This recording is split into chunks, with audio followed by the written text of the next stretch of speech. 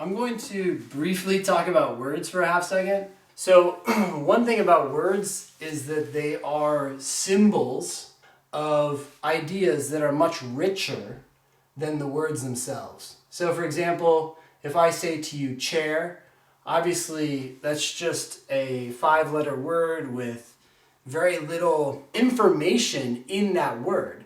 But that word gets its power from the fact that you've experienced chairs in your life, and so when you hear that word, all of a sudden you impose on it your understanding of what a chair is, right? You have no idea whether it's a wood chair or a plastic chair or a metal chair or a big chair or a small chair, a school chair, but all those different ideas can come to you. Language and words are interesting in the sense that we have an idea and we're putting it into a very low resolution transfer device, words, and we transfer it to somebody else. We say, I say chair to you, I've taken my idea of chair and I've compacted it down into this very low resolution thing, and then you're extracting out of it much more than is actually there, right?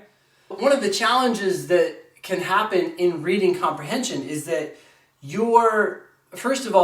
someone had some idea and then they converted it into words, and then you have to take those words and extrapolate out from it what they intended.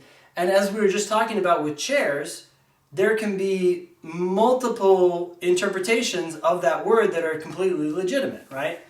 So I would say that practically speaking, the way this affects me the most is that when I'm reading through reading comprehension, especially at the beginning, there are a lot of sentences or phrases or words that I'm reading and I'm saying, okay, well, I think you mean this, but it's completely possible that you mean that, right? I don't know for sure.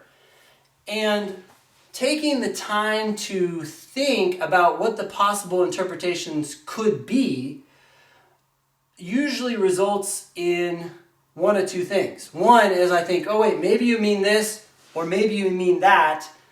But then as I'm sitting there, it becomes kind of obvious that they probably mean the first one or the second one. One interpretation becomes much more likely than the other, right? Another scenario is that I have two possible interpretations of what they might mean, and then as I read the next sentence, I'm like, oh, bam, it's got to be this second interpretation because the first interpretation doesn't make any sense in light of the sentence I just read. Okay? Now, the reason I'm telling you all this is I want you to be aware of how many times I think people read and they impose one and only one interpretation on the sentence and then end up being a little bit confused as they go into the next sentence because it doesn't jive with other alternatives. And unfortunately, the LSAT is extraordinarily notorious for using long-winded phrases that could be interpreted more than one way.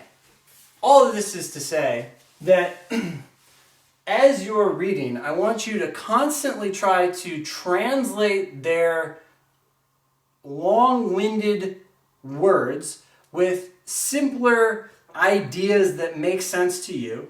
And then when you do that, if you encounter two possible ways that this sentence could be interpreted, I want you to think about those two ways and not just oversimplify the test and assume that you know how it should be interpreted, right?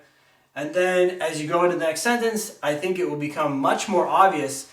And really what happens is you can start reading faster and faster because you have fewer and fewer ways in which a alternative interpretation could even have a chance of being the correct interpretation, right? Like as you understand the passage more and more, you just narrow the number of options that the author could be going.